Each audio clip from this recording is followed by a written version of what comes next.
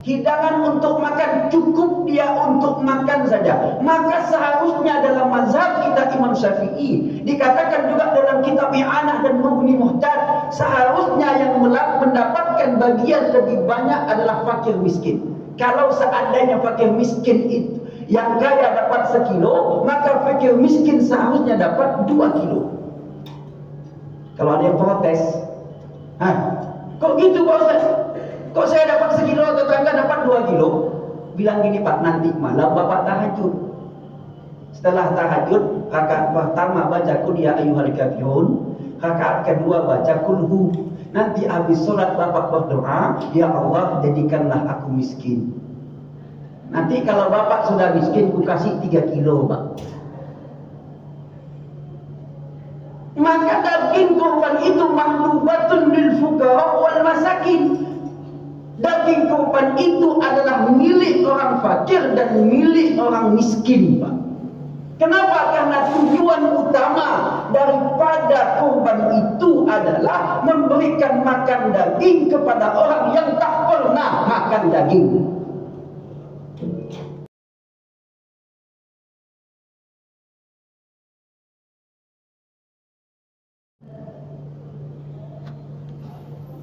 Ini salah, yang betul berhak yang mendapatkan itu adalah makan. Makanya Bapak Ibu yang dimuliakan oleh Allah, di dalam kitab Udhiyah itu, untuk orang yang kaya itu tidak boleh mereka menjual.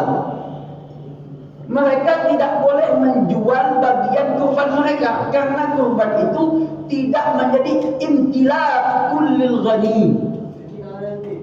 Dalam kitab itu waya juzu, boleh memberikan makan kepada orang kaya daripada daging kurban, boleh, hanya sebagai untuk makan mereka saja ala kadar saja. Tapi untuk orang miskin menjadi hak milik. Untuk orang miskin menjadi hak milik, maka orang miskin itu boleh menjual daging kurban yang mereka dapatkan. Bahkan dalam kitab Sarhul Muhadzab itu, kalau seandainya, tapi ini pendapat Pak, sebagian pendapat, seandainya hewan kurban itu ditumbangkan, ketika numbangkan patah tulangnya, maka dalam kitab Sarhul Muhadzab tidak boleh dijadikan hewan kurban lagi, diganti dengan yang lain. Maka baik-baik Pak numbangkan nanti. Walaupun ada ulama membolehkan, seperti Imam Ramli membolehkan, dengan catatan hewan kurban itu patahnya seketika dipilih, hewan dalam keadaan sehat, ternyata ada tragedi sebelum penyembelihan patah tulangnya, tetap boleh untuk dikurbankan. Ini pendapat Imam Ramli, dan ini boleh diambil selagi tidak mengurangi daging yang dimiliki oleh hewan tersebut. Kemudian tidak boleh pincang. Kurus yang sangat kurus Pak, tak boleh. Sampai nampak tulangnya, tak boleh. Atau berpenyakit, banyak penyakitnya, kurus, picak matanya, kemudian pincang, tak boleh.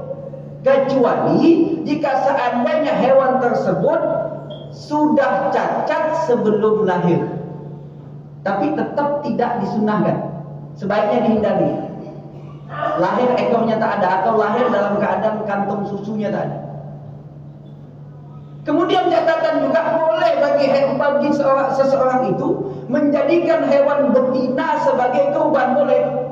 Kambing betina boleh jadi kurban, kambing jantan boleh jadi kurban, sapi betina kurban bisa. Sepakat 4 mazhab mengatakan boleh hewan betina dijadikan kurban. Sepakat 4 mazhab. Maka ada pertanyaan, bagaimana Ustaz, ini ada sapi jantan. Sapi jantan mahal Ustaz, kurus, dikit daging tak ada. Ini ada sapi betina mandul besar, gemuk Pak Ustaz. Mana yang lebih afdal? Maka yang lebih afdal adalah sapi betina yang gemuk tadi. Karena maksud utama daripada kurban adalah daging yang akan dibagikan.